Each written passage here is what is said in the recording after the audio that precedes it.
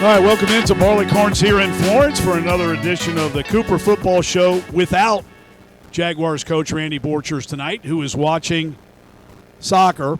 We'll just let that go.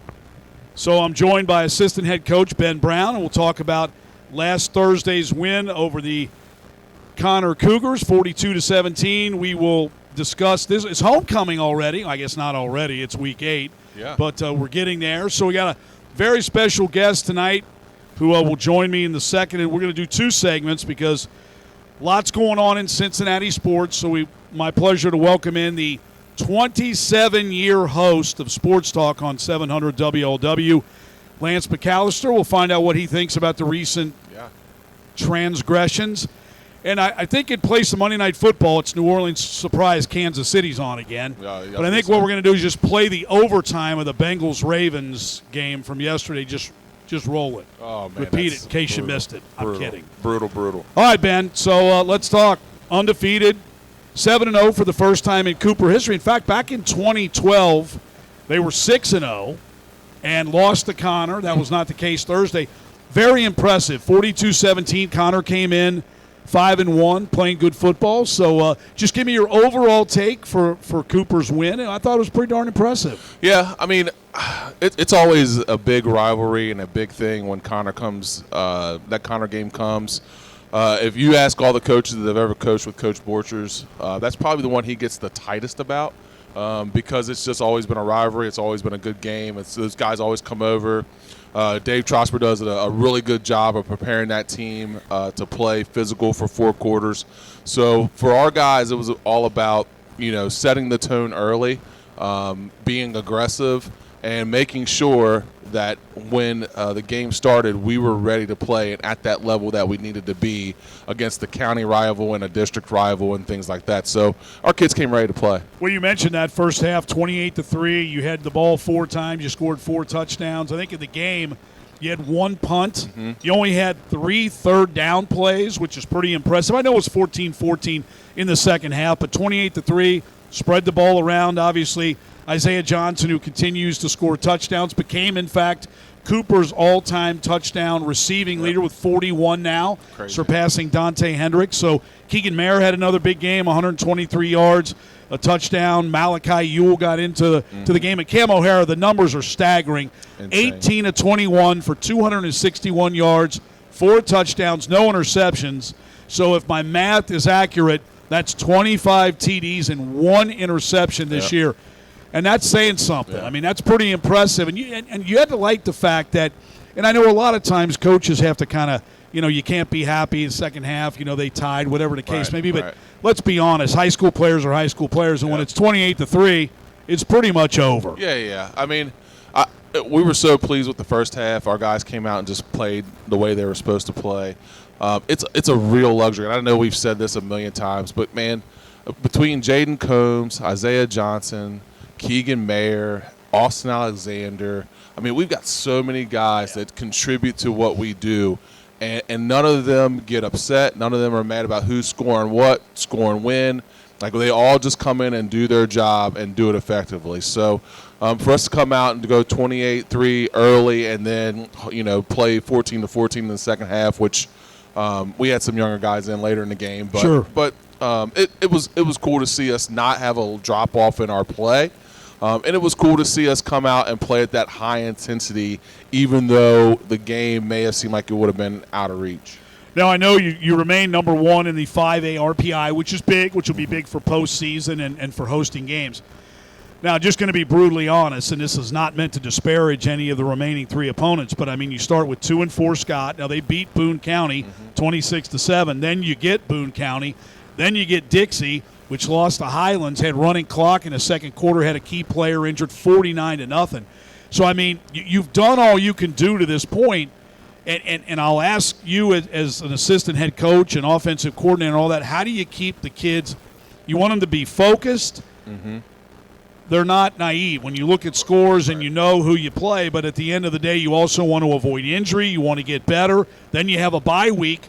Then you start the postseason. So it's not an easy path in terms of how do you strategize to do the things you need to do? Because the bottom line is you want to win a state championship, so you got to get to that point. Yeah. What's the formula? What's the theory? What are you guys going to do? How are you going to approach it? Honestly, it's kind of us versus us, right? I mean, we have done everything we've needed to do up to this point, and now it's just getting better week by week, working on the things that we need to work on to get better.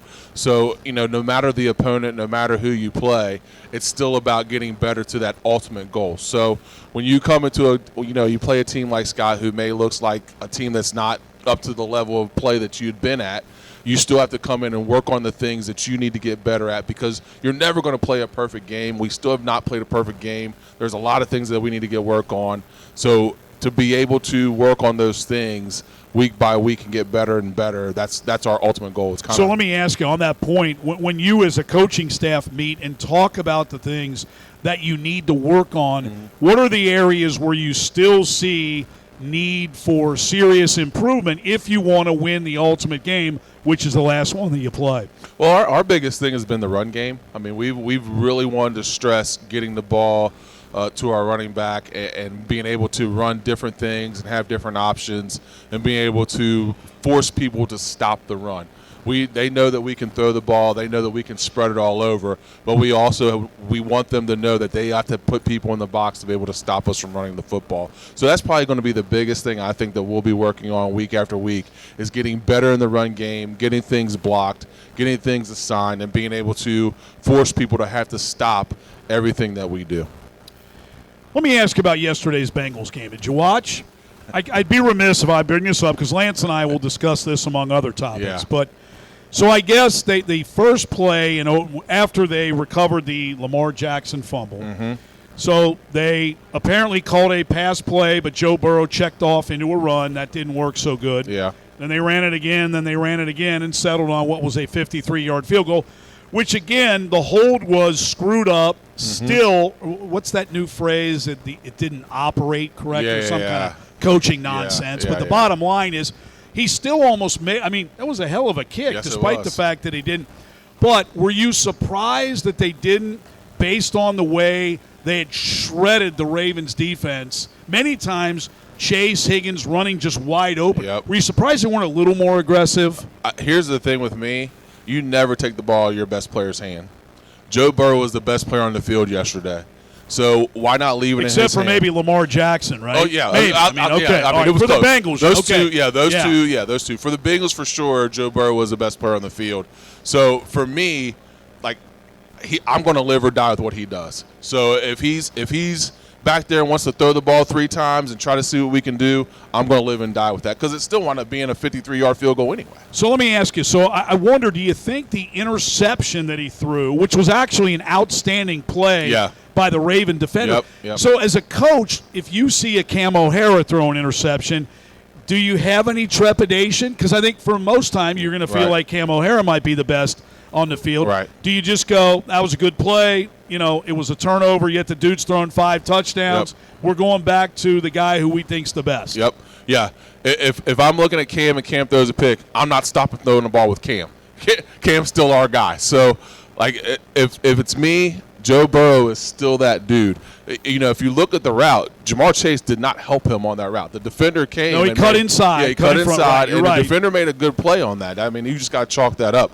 But I'm going to live and die with Joe Burrow with the ball in his hand, and let's see what he can do. I'd be remiss, and I know most people probably watch the game, that play by Lamar Jackson, the one where he evaded and stiff-armed off Sam Hubbard and made that absurd throw. And he is a guy that if you watch games, he has to be one of the – and he's sometimes in passing – he's a 2-time NFL MVP. Yes. But he is sometimes, when you watch him throw the ball, you think he's a little inconsistent at times. Yep. But my goodness, if there's a guy who can make plays where you go, what? Huh? Yeah. How? Who? Yeah. That play was unbelievable. Oh, yeah. He's incredible. I mean, of course, I know you know the name Randall Cunningham, but that's kind of who he reminds me of. The elusiveness, being able to throw the ball deep when needed, being able to have touch when needed. That's the guy he reminds me of. And, man, his just playmaking ability in general is just insane. The things he can do. How do you shove off a 275-pound defensive end just straight to the face and then throw a dot to the back. Like crazy. Like that's just stuff that's not – I mean, that's the stuff you can't plan for. Crazy. I mean, it was and that was – I realize that for most people here that was the wrong team won. But that was a very entertaining football game. Yes, it was. It was a lot of fun to watch. From start to finish. All right, so you're going to come back up with me at the end here when we'll talk to Kegan Maher. Then we'll get things set for Friday night. Now, it is homecoming, kickoff 7:30. Reminder, the Friday football late-night menu goes into effect here at Barleycorn, so after 11, special menu. I think the parade starts at 6. You in the parade? No? No. Can't make it this year? No, Don't have a float? Can't make it. No? Don't have a float. Couldn't do it? I didn't buy enough candy. And I love Shane to death. He sent me the parade route. Honest to God, if you want to know the parade route, go to the parade. Show up at the parade. I'm not reading a parade route. I love him to death, man. He gives me more information than anyone should possibly know, which is much appreciated. Yeah, absolutely. But we'll take a brief little respite here. I'm going to welcome up Lance McAlister, who's a good friend and does an amazing job. He's awesome. As the 27-year. That's a long Yes. That's a long time to watch and talk about what he's had to watch and talk about, my friend. So we'll welcome up Lance McAlister from 700 WLW, and we'll bring back Ben and Kegan, and we'll talk some more Cooper football a little later. It's the Cooper Football Show right here from the Florence Barleycorns Continuum.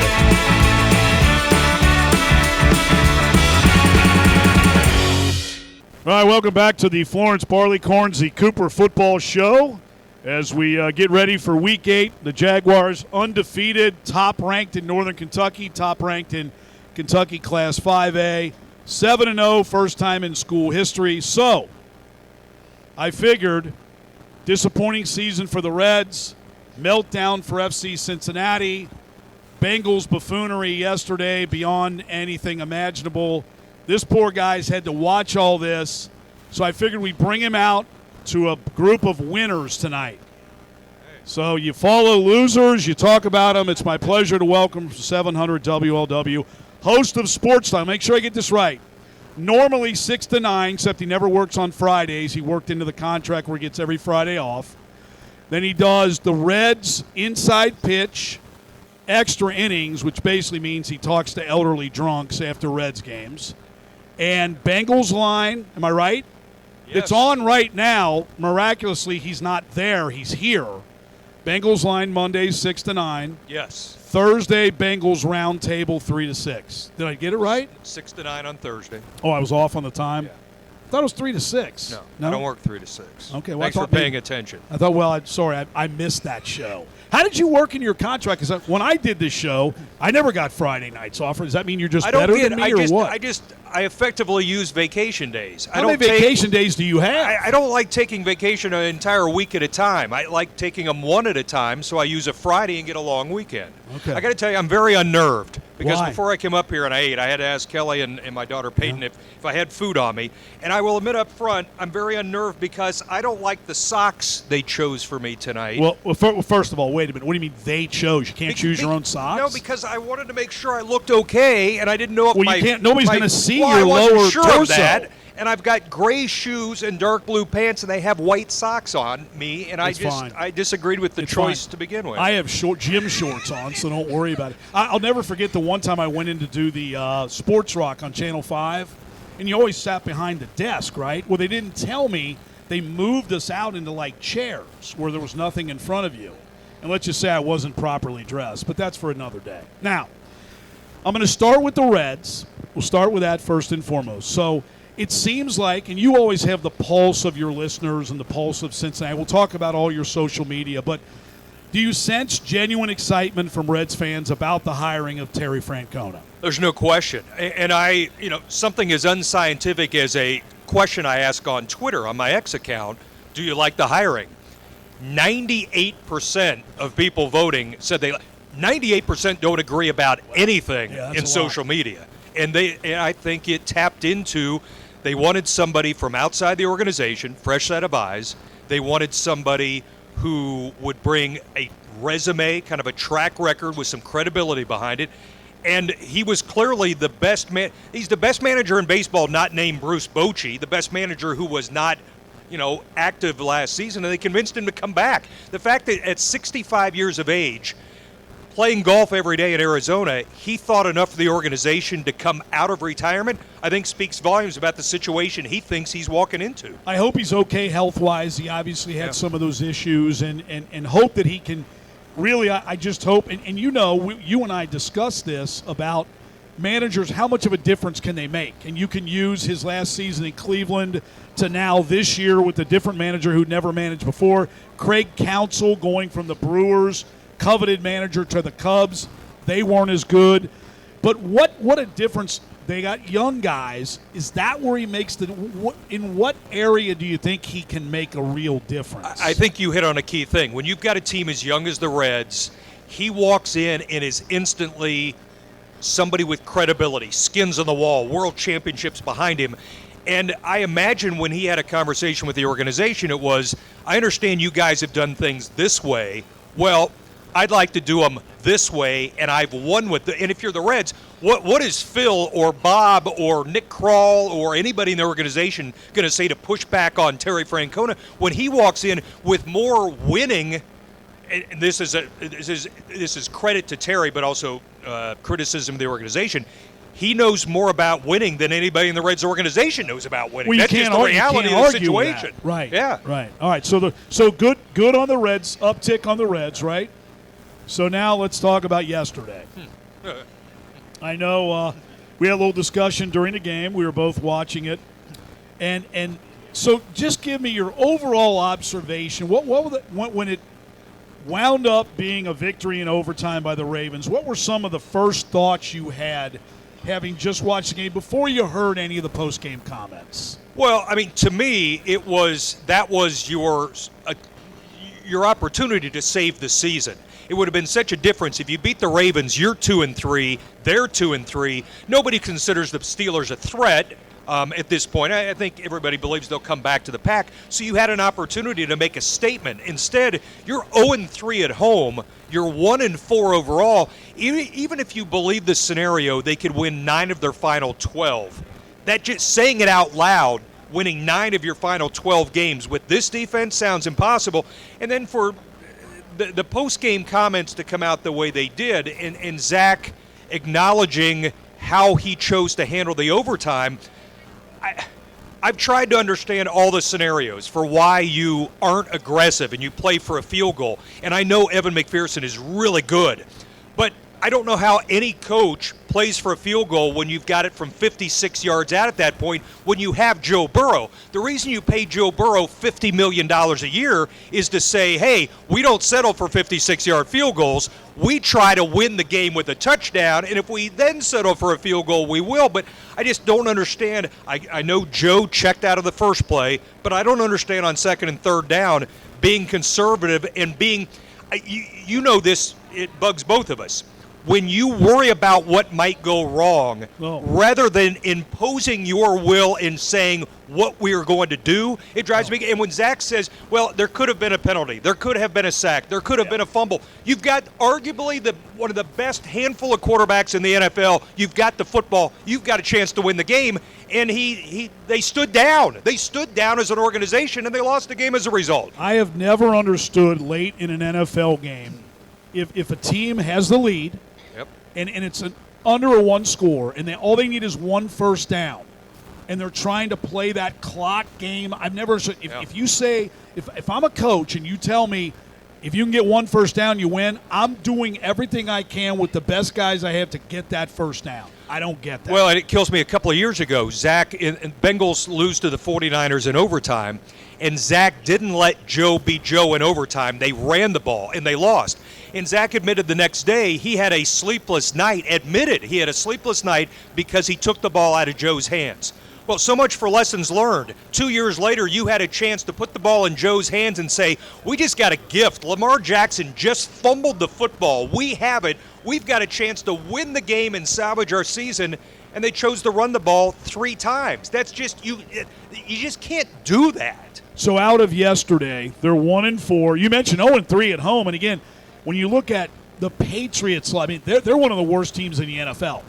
My question is, can they really turn this thing around? And now with Jamar Chase, T. Higgins, how long before some of that, they're obviously injured on the defensive side of the football.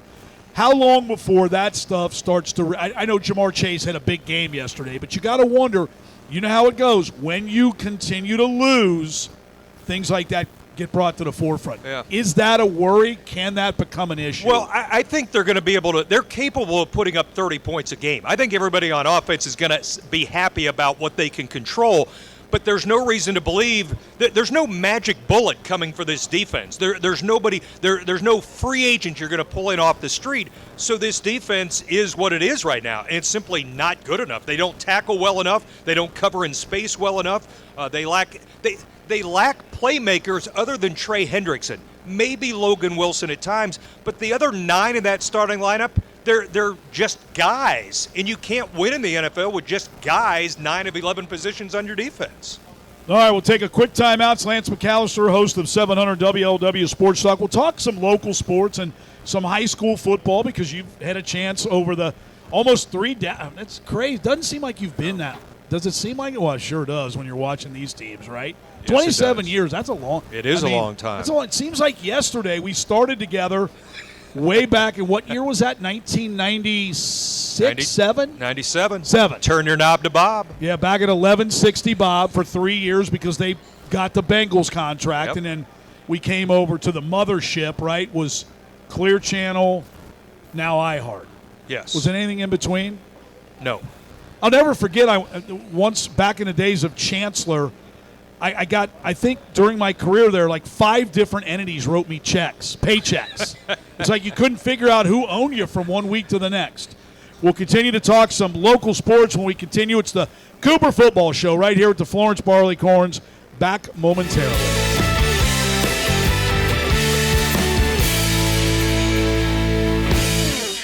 Welcome back to the Florence Barleycorns for the Cooper Football Show. The Jaguars 7-0 for the first time in school history, and we always kind of welcome a special guest. Next Monday, Joe Daneman, half of the Joe and Jeremy team from Fox 19 Now Sports, will join us. The following week, Mike Dyer, who covers high schools for WCPO and does a very, very good job. And our guest this week, we've had George Vogel, the Hall of Famer, although some of the people they put in there, I don't know if that has any merit.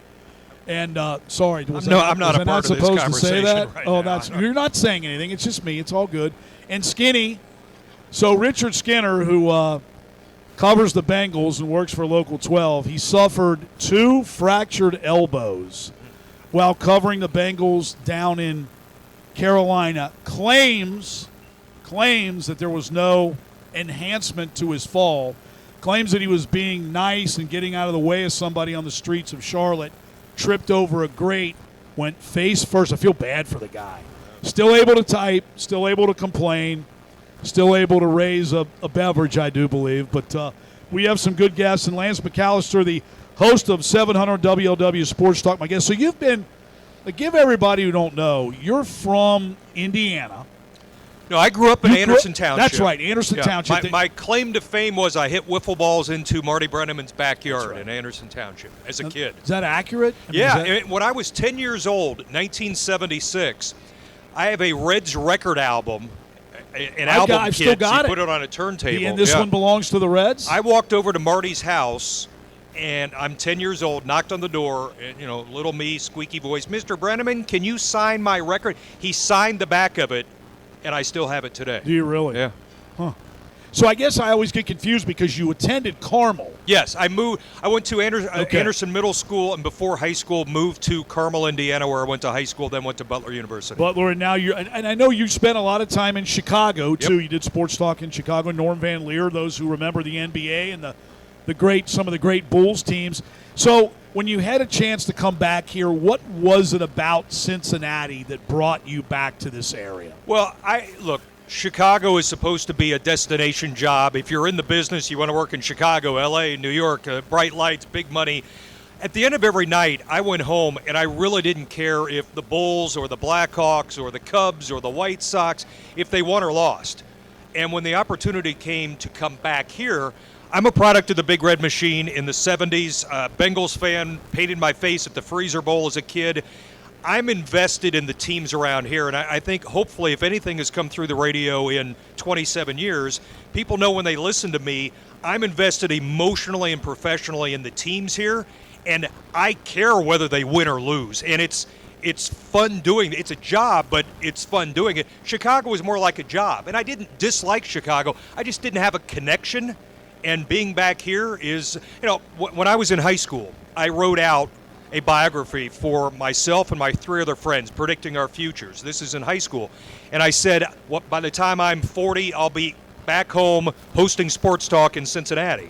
And now I'm back home in Sports Talk hosting Cincinnati, and it's exactly what I wanted to do. Well, I'm glad you prefaced, by the way, painting your face, and you said as a kid. Yes, as a kid. So would you do such a thing as an adult? No, probably not. All right. Would you dress up like these people do, these 50-year-old men? I'm just blown away. I watched some of the game in London, which I might add was horrific. And can we please stop calling the Jets a Super Bowl contender? Aaron Rodgers is over the hill, and the Jets suck. Let's just establish that. This is Stop the portion, showing the Jets. This is clearly the portion of the show where you begin to complain and criticize people, and I get very uncomfortable. No, it's why? Am I wrong? It's I have okay. no comment on anything you've said that's in most of this segment. So coming back here and how because you invest interest in the teams, and I hear it in your voice when you're doing your show, you got to admit this has been a pretty darn frustrating run. I mean, since 1990, outside of a couple years back when the Bengals made it to the Super Bowl, then made it to the AFC Championship game, it's been pretty lean. And, of course, the Reds with the 2-0 lead over the Giants. This has not been a good run for you as a sports talk person, being a fan, if you will, of all the Cincinnati teams. Can that change anytime soon? Will it ever change? Yeah, and to back up your point, yesterday was the anniversary. The last time the Reds won a playoff series was 1995. Yesterday was the anniversary. Some 15,392 days ago, I think it was, because I counted them up. Not that you're counting. Not right. that I Yeah, right. But, it's funny because we do a lot of skipping ahead in this city. I had somebody at the bank this morning say to me, have the Bengals already passed the Cincinnati sports baton to the Reds 5 weeks into the season?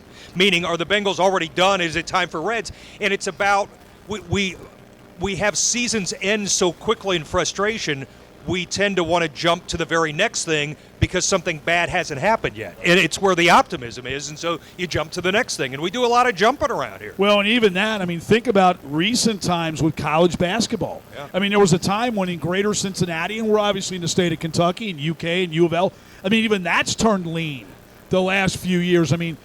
This used to be that college basketball hotbed. The Skyline Chili Crosstown Shootout was one that but in recent years, it's pretty much, and you know me, I've done it the city of losers, and while people might get on me about that, it's true.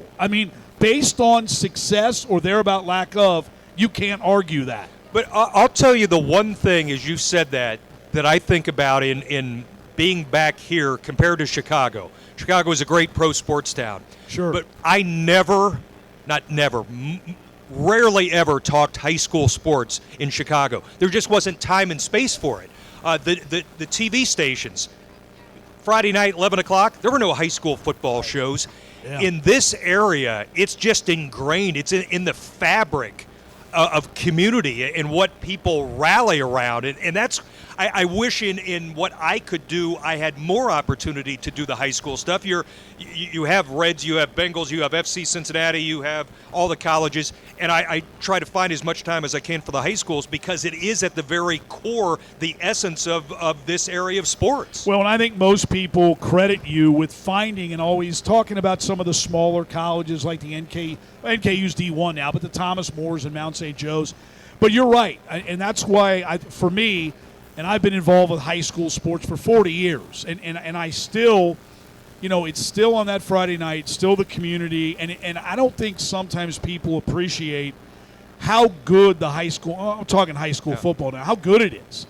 When you turn on a college football game, and when you turn on an NFL game, you're going to find multiple people who are from this area and played in high schools. I mean, with the Skyline Chili Crosstown Showdown, as many years as you've been on this is our 27-year anniversary, it's Eric Hall of the Bengals. Talked to him for Bengals line this morning. Went to Fairfield. Caleb Johnson for Iowa, played against Ohio State, played in Showdown, went to Hamilton. I mean, there's Sam Hubbard, went to Moeller, played in the Showdown. I mean, they're everywhere.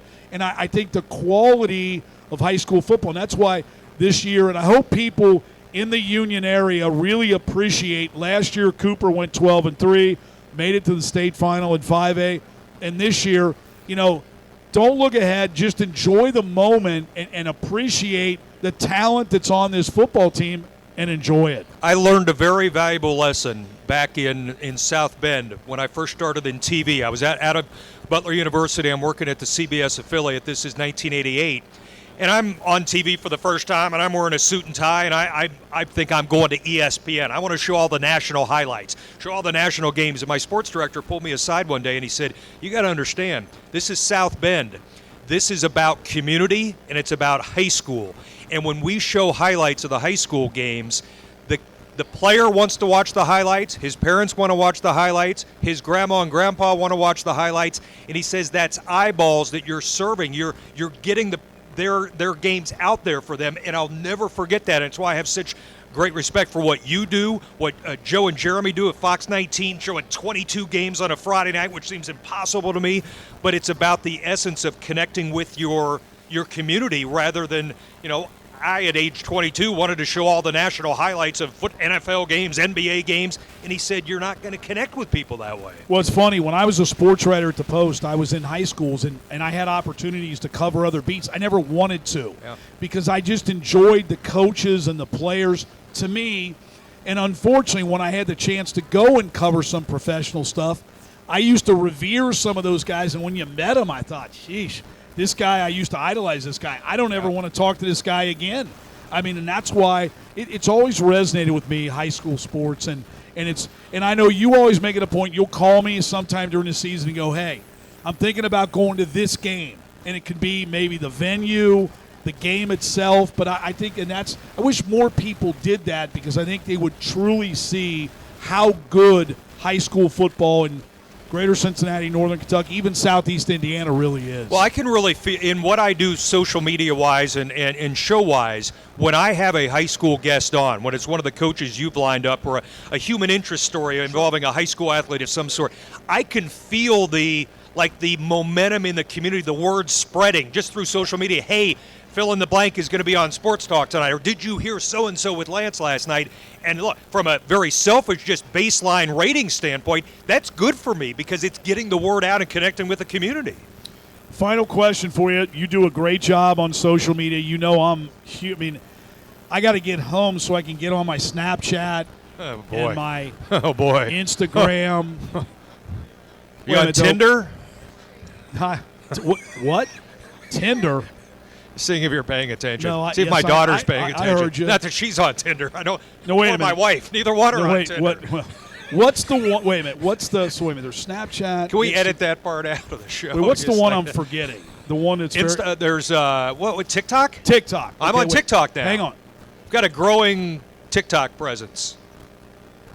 Up to like 262 I heard a followers. news story earlier today about some woman on TikTok who has. I can't even tell you. I think I should be leaving now. You should. It might be time for you to go sit at your toe. But I'm going to give you a chance to promote all your social media. But she has 8 million followers, and I don't know whether anybody saw this. She dug up something in her back. First of all, she has. Did you hear what I said? 8 million followers. Yes. And she's like Susie Smith that lives in a neighborhood. 8 million followers. Mm-hmm. And we wonder why the country's collapsing. And she dug up something in her backyard that I guess she thought was a body or I don't know what. But anyway, and they're doing a news story about this. TikTok, I just don't get it. If you're looking for me to comment on that, I have know no you're not. comment. I don't get it. But you do a great job, and you should all, if you don't, hang on, follow, like, and share Lance on social media.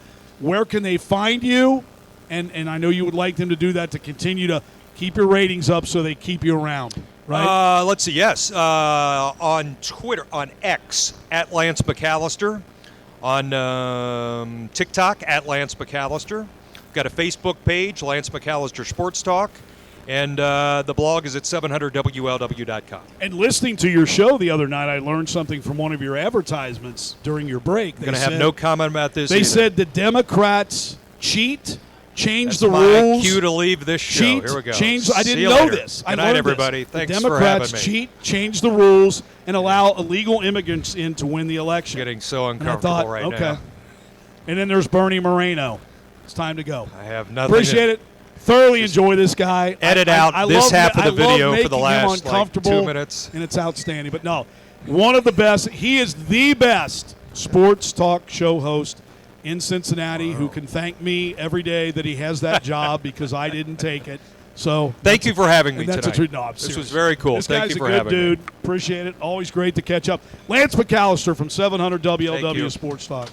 All right, so we'll let him get out of here, and then I'll welcome back Ben and Kegan Maher, 123 yards, TDs all over the place, having a great year for the Jaguars. We'll talk about Cooper's win over Connor and preview the Scott game when we continue here. It's the Cooper Football Show, live from the Florence Barleycorn.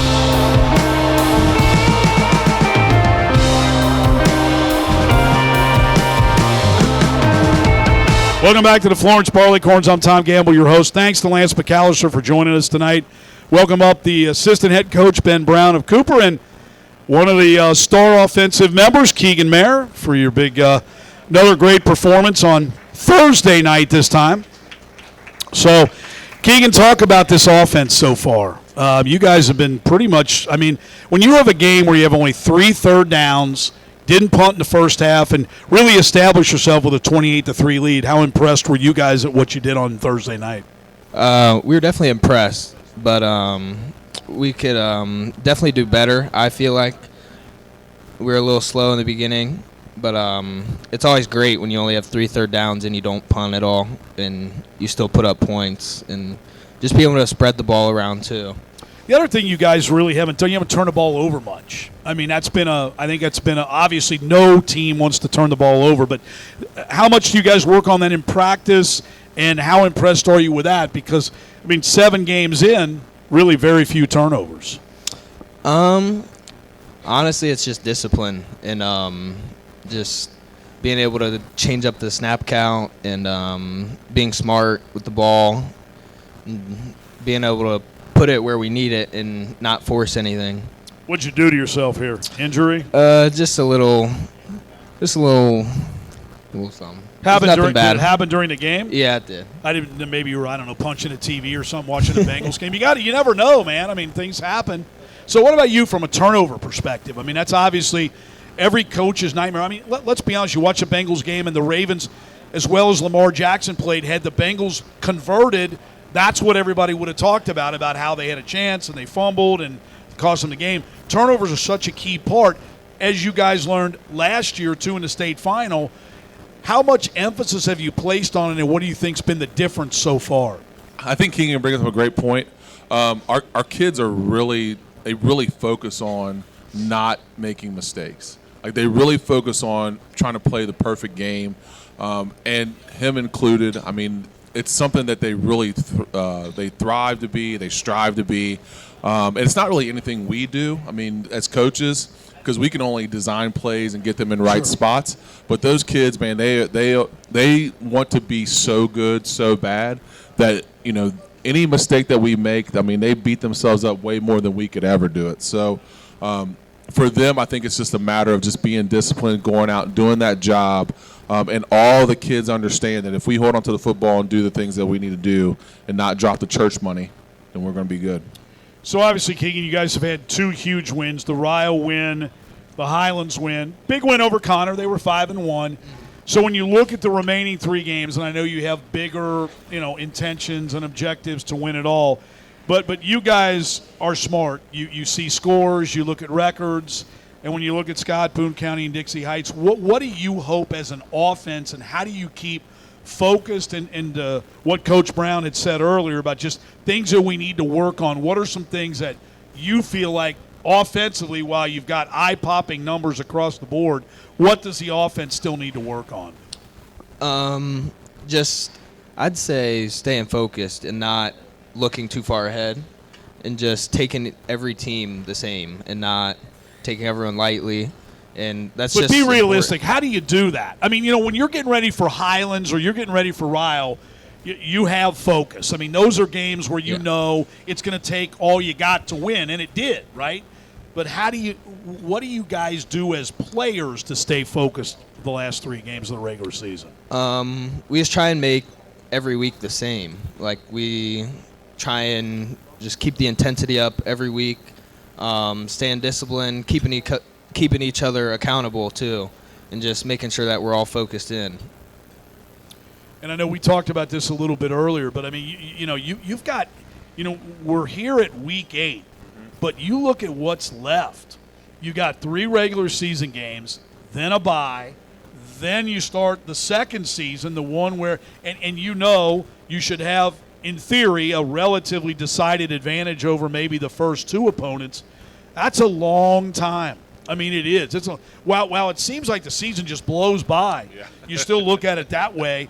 Is there a secret? Is there anything that you got? I mean, what did you learn, if anything, from last year heading into the postseason that you hope to replicate this year? I think the biggest thing that we learned, honestly, was that every rep is important. So when you go through practice and we're doing things and we're game planning, we don't take any rep for granted. So when we go through practice and we've scripted our plays and we're going through individuals and we're doing all these different things, that's the kind of thing that we kind of try to focus on, is not taking a rep lightly, not doing anything that's outside of what we do discipline-wise, and taking every rep is as important as the first rep to the last rep.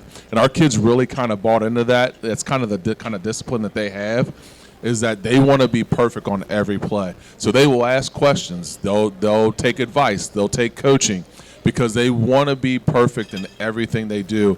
And I think goes to testament to them. They want to strive for that ultimate perfection. And that's the cool part about coaching these kids, is that they don't settle for just being okay or being average. So every rep to them is important. Kegan, a final question for you. Obviously, you guys were 12-3 last year. You're 7-0 this year. And do you I always tell people a lot of times, and obviously you're focused on winning it all, but are you enjoying this ride? Are you enjoying the moment? I mean, sometimes we are so bent on, well, we got to win this, that you get to the point where you don't really get to sit back. You hear coaches all the time when they set a record, they go, well, I'll think about that and maybe appreciate that more later. But do you think you personally and you guys have been able to enjoy what you guys are doing so far last year and then this year? Yeah, I'd say we definitely enjoy it. But we definitely don't want to get too laxed and just really focus on each game every week and just continue to push, because it ain't over and we still have games to win. We still have teams to play. So, and that's what postseason's for, looking back and reminiscing.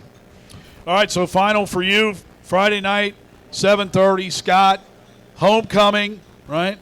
So, I mean, this is one of those where, again, you're number 1 in the RPI, you're number 1 in 5A in the poll. Just business as usual, right? Homecoming parade, 6 o'clock starts. Expect a big crowd. I mean, you guys have had big crowds. I thought that was a great crowd for a Thursday night for the Connor game. Yeah. So don't forget, right here, Barleycorn's the Friday football. Late night menu might be the football Friday. It's one of those 2 FFs in a row. So after 11, they stay open late, have a special menu for Jaguar fans. But thanks. You did an ample job filling in for Coach Borchers, who is no doubt riveting right now watching some soccer back at the school. Yeah. You going to what? You can still probably catch the last game. Probably not. Can't make it tonight? No, I can't make it tonight. All right, but thanks to Ben Brown, thanks to Kegan Maher, thanks to Matt, who's going down to the Carolinas again Wednesday, man. Right? Works for Duke Energy and volunteers, does an outstanding job on video for us, and he's going to go down and help what is a ravaged area, and those images of that are just horrific. So if anybody can help, please do. And thanks to Billy, the audio guy, Shane Beckett for doing all he does, Barleycorns for hosting, as always, and Lance McAlister, the 27-year host of Sports Talk. If you haven't listened to him, and I'm sure you have, give it a listen, 6 to 9 on 700 WLW. Everybody have a great night, great week. We'll see you Friday night at Cooper High School for Cooper hosting Scott. 7:30 kickoff on homecoming evening. And this has been the Cooper Football Show right here from the Florence Barleycorn.